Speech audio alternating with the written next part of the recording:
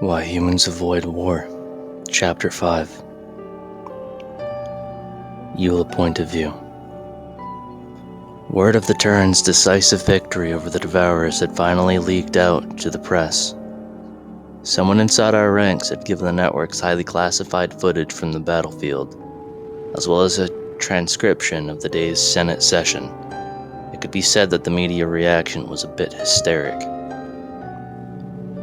The video was played on every channel for hours, with some stations showing the fleet's disintegration in slow motion. Commentators discussed what the turn of events meant for the Federation, and what we should think of the humans at length.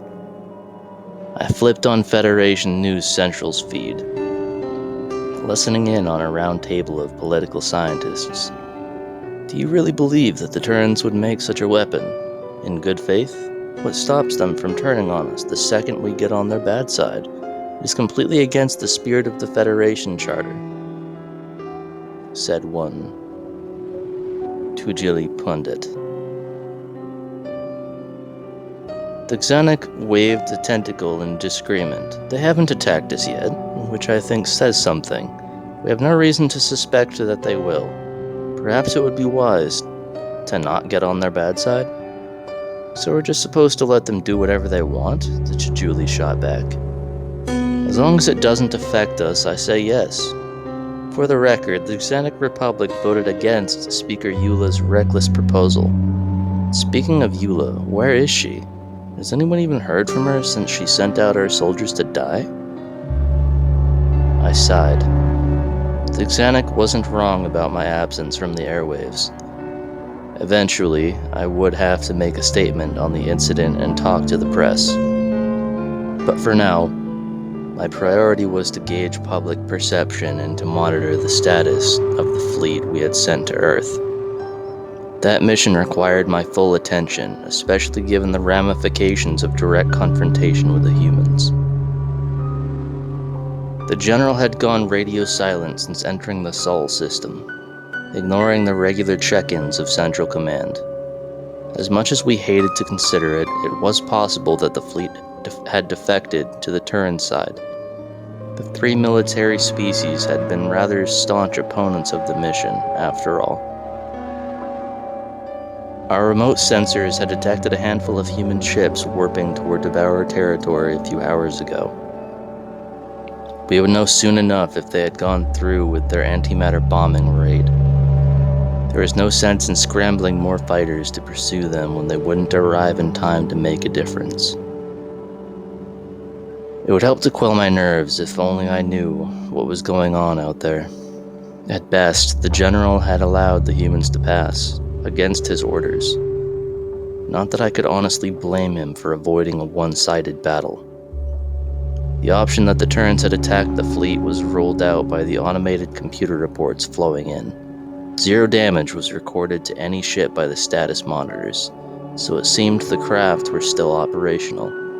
Yet, inexplicably, they had come to a standstill just outside of missile range of Earth.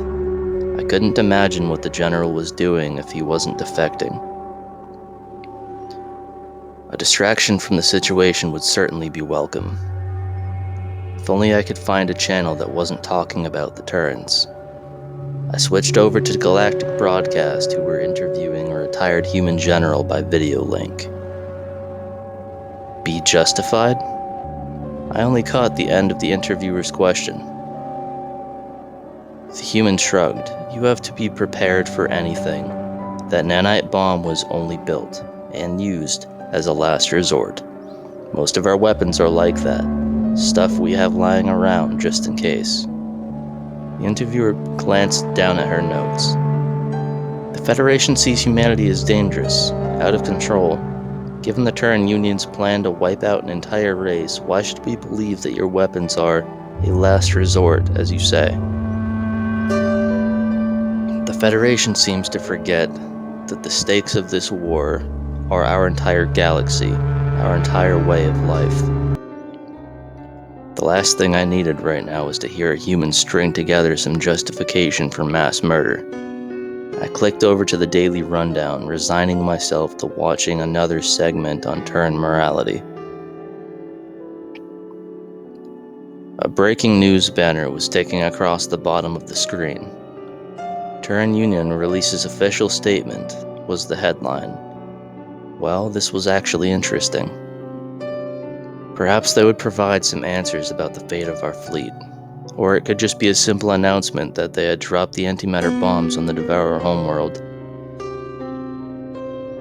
After a day of silence, disregarding questions even from their closest allies, the Turan Union is finally speaking out about the events that transpired of the Battle of Serana system. Their statement reads as follows.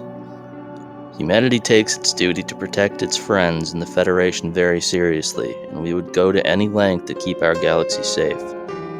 We regret that many of you misunderstand our intentions, and hope that in time you will see us as friends again. After the battle, our forces were able to capture a Devourer prisoner alive and interrogate him.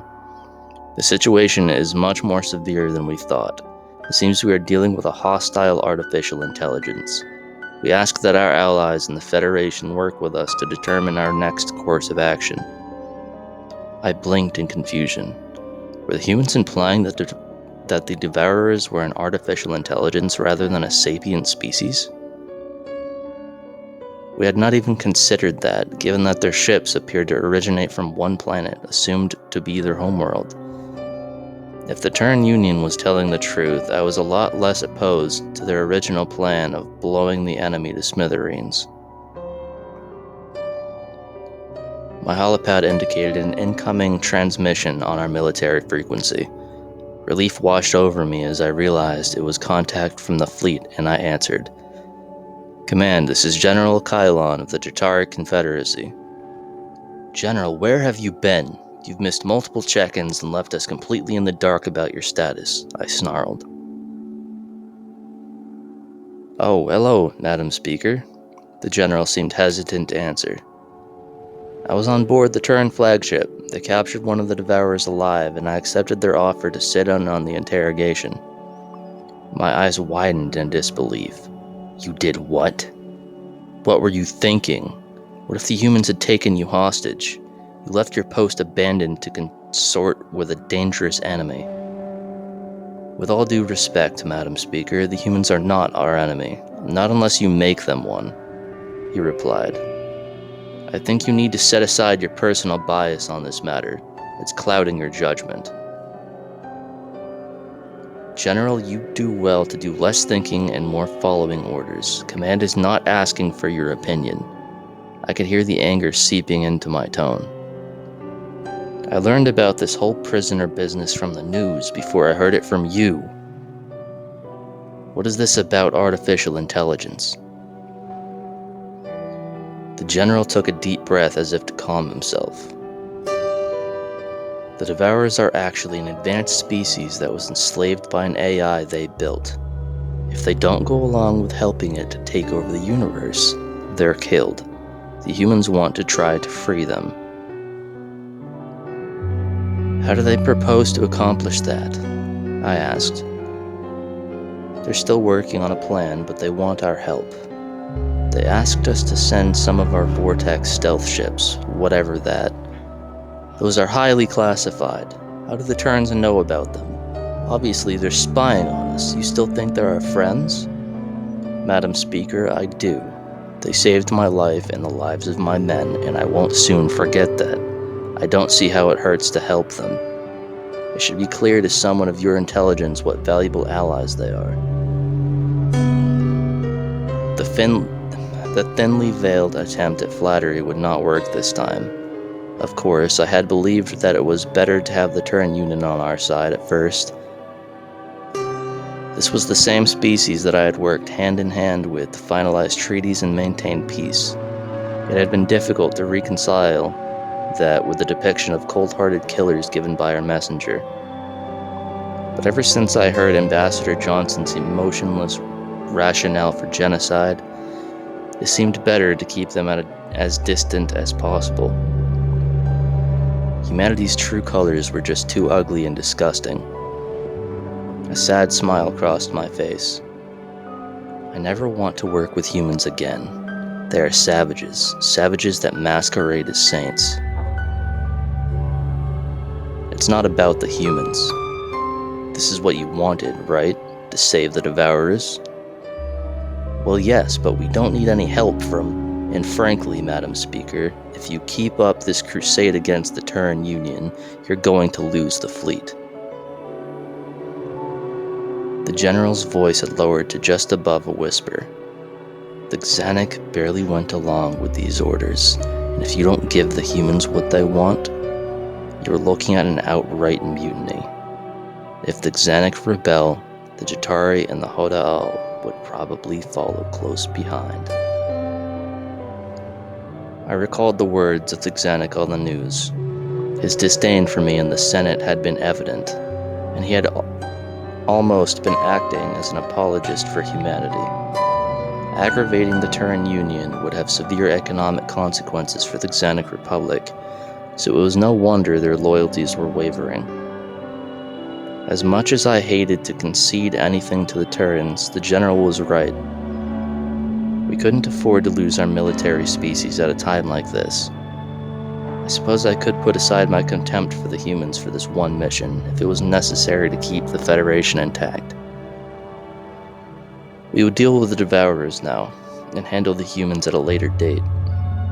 The momentary cooperation would not prevent me from pushing the Terran Union out of the Federation down the road. It was imperative that I did all in my power to sever our connections with them, one by one. While others succumbed to fear of the humans, I would stand strong and preserve our integrity as an organization of peace. Very well, General. Tell the Terrans we'll send our ships. But if they turn on you, don't expect any help from us. That's the end of that chapter. In my personal opinion, the Madam Speaker is a hypocrite and a bitch. Talking about integrity and peace, but choosing so angrily to vehemently label the Terrans as what she is. That aside, if you liked this chapter, or if you didn't like what I just said or did, leave me a comment down below telling me why. If you have a full day ahead of you, I hope it goes well, and if you're going to bed soon, then I hope you have the sweetest of dreams. Ciao.